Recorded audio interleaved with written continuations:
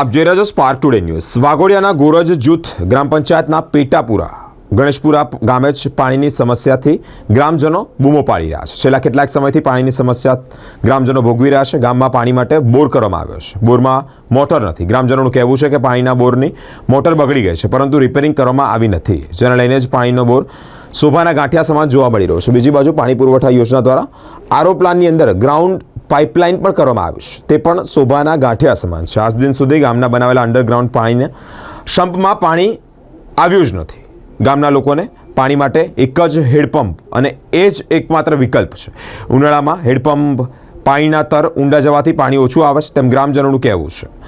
હેડપંપે એક પાણીનું માટલું મેળવવા માટે કલાકો સુધી મહિલાઓ લાઇનમાં ઊભી રહે છે, તપસ્યા કરવી પડી રહે છે। ત્યારે આખરે ગ્રામ પંચાયતના તલાટી કમ મંત્રી દ્વારા પાણી પુરવઠા વિભાગને લેટર લખી અને રજૂઆત કરવામાં આવી છે।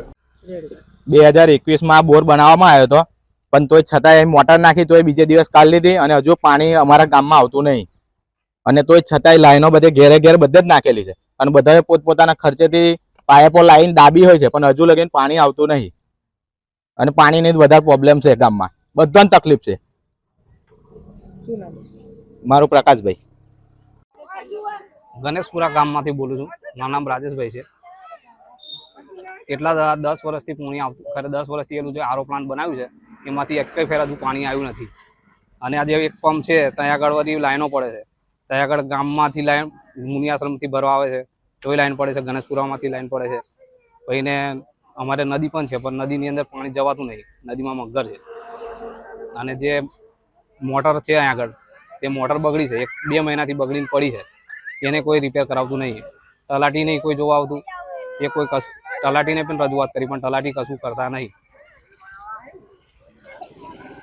ઉનાળો ચાલુ થતાં જ અમારા ગામમાં પાણી નહીં આવતું।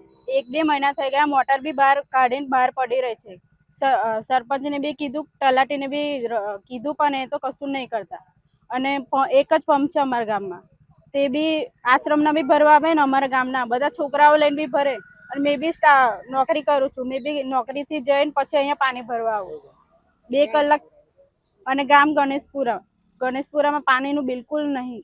1-2 મહિના થઈ ગયા, મોટર બી બહાર પડી રહી છે। અને તળાવ ને નદી છે, એમાં તો મગર છે, તો અમે કઈ રીતે ત્યાં જવાનું? ના, હિરલ।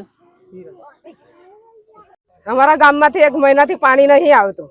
હેડપંપે તો લાઈનો પડે છે, એક જ હેડપંપ કઈ ભરવા જવાનું? મોટર તો 1 મહિનાથી બંધ છે, પાણી કઈ લેવા જવાનું? આ લગ્ન આવી ગયા છે અમારે તો, બાઈને કાઢીને મૂકી સાડી છે, કોણ લઈ જાય છે? હવે જવાબદારી કોણ રાખે? પાણી જોવે, અહીં તો બીજી વાત નહીં, પાણી જોવે અમારે તો। 1 મહિનો થયો પાણી નહીં આવતું। લગ્ન હતા તોય પાણી નહીં અમારે અહીંયા આગળ। પછી શું કરવાનું? પંપે થી લઈ જઈને ખાવા બનાવીને ખવડાવ્યું બધું।